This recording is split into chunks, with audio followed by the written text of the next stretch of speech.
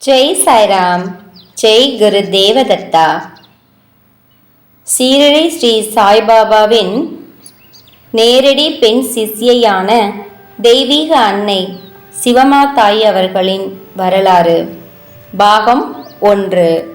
சீரடி ஸ்ரீ சாய்பாபாவின் பெரும்பாலான பக்தர்களுக்கு பாபாவின் நேரடி பெண் சிஷ்யையாக இருந்த தெய்வீக அன்னை சிவமாதாயி குறித்த செய்திகள் எதுவுமே தெரிந்திருக்கவில்லை என்றாலும் கடந்த சில வருடங்களாக மெல்ல மெல்ல அவருடைய வாழ்க்கை வரலாறும் அவர் செய்துள்ள பணிகளும் சாய் பக்தர்களிடையே பரவி வருகின்றது. பெண் சிஷ்யை என்ற வகையில் பொதுவாகவே அனைவரும் அறிந்துள்ளது பாபாவுடன் சீரடியில் தங்கியிருந்த தெய்வீக அன்னை ஸ்ரீ ராதாகிருஷ்ணமாயி என்பவரை குறித்துத்தான். 1899 ஆண்டில் பிறந்த தெய்வீக அன்னை ஸ்ரீ ராதாகிருஷ்ணமாயிக்கு அவரது 17ஆம் வயதில் திருமணம் ஆயிற்று. அடுத்த 8 நாட்களிலேயே அவரது கணவர் இறந்துவிட்டார். மனதில் வேதனை நிறைந்து வாழ்ந்தவர் ஒரு நாள் வீட்டை விட்டு வெளியேறி இந்தியாவின் பல இடங்களிலும் இருந்த ஆலயங்களுக்கு சென்று வழிபட்ட பின் இறுதியாக 1907ஆம் ஆண்டு வாக்கில் ஷீரடிக்கு வந்துவிட அவருக்கு ஷீரடி ஸ்ரீ சாய்பாபா அடைக்கலம் தந்து சாவடி மற்றும் துவாரகா மாய்க்கு இடைப்பகுதியில் ஒரு இடத்தில் தங்க வைத்தார் என்பது செய்தியாகும். தெய்வீக அன்னை ஸ்ரீ ராதாகிருஷ்ணமாயி தனது தாயை போன்றவர் என ஷீரடி சாய்பாபாவே கூறினார் என்றும் முடிவில் அந்த தெய்வீக அன்னை அவருடன் கலந்து அப்படியே மறைந்து விட்டதாகவும் கூறுகின்றார்கள்.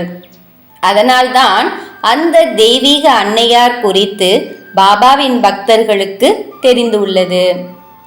அதே சமயத்தில் சீரடி ஸ்ரீ சாய்பாபாவின் நேரடி பெண் சிஷ்யையான தெய்வீக அன்னை சிவமாதாயி குறித்து பலருக்கும் தெரிந்திருக்க வாய்ப்பில்லாமல் போய்விட்டது என்பதின் காரணம், தெய்வீக அன்னை சிவமாதாயி சீரடியில் இருந்து வெகு தொலைவில் இருந்த தென்னிந்திய பகுதியில் தங்கி இருந்ததுதான்.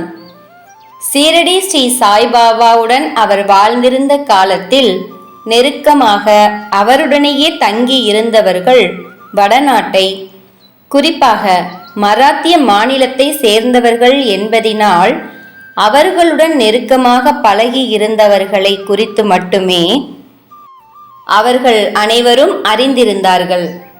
பாபாவின் வாழ்வின் முதல் கட்ட காலத்தில் ஸ்ரீ பாபாவின் பெருமையும் புகழும் மராட்டிய மாநிலத்தில் மட்டுமே பரவி இருந்தது. மற்ற இடங்களில் அதிகம் பரவிடவில்லை. ஸ்ரீ பாபாவின் புகழ் பிற இடங்களில், முக்கியமாக தென்னிந்திய பகுதிகளின் முழுமையாக பரவுவதற்கு தமிழ்நாட்டில், முக்கியமாக சென்னை நகர மையத்தில் சாயி ஆலயம் அமைத்து ஸ்ரீ சாயி புகழை பரப்பிய பூஜ்ய ஸ்ரீ நரசிம்ம சுவாமிஜி என்ற தென்னிந்திய மகான் மட்டுமே காரணமாக இருந்தார்.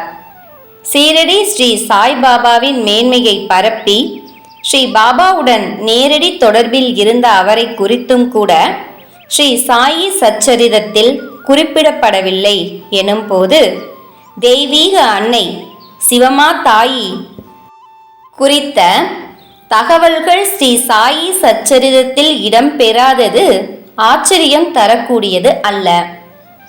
அங்கொன்றும் இங்கொன்றுமாக ஸ்ரீ பாபாவின் தீவிரமான பக்தர்கள் இருந்திருந்தாலும் தெய்வீக அன்னை சிவமாதாயின் உறவினர் முதல் அந்த அன்னை வரை எவரும் சீரடி ஸ்ரீ சாய்பாபா வாழ்ந்திருந்த காலத்தில் அவருடன் நெருக்கமாக அவருடனேயே தங்கியிருந்த திரு மகள்சாபதி, திரு ஹேமத் பந்த், திரு காகா சாஹேப் தீட்சித், திரு நானா சாஹேப் சாந்தோக்கர், திரு கோபால் ராவ், திரு தாஸ்கனு மகாராஜ் போன்ற எவருடனும் தொடர்பில் இருந்திடவில்லை.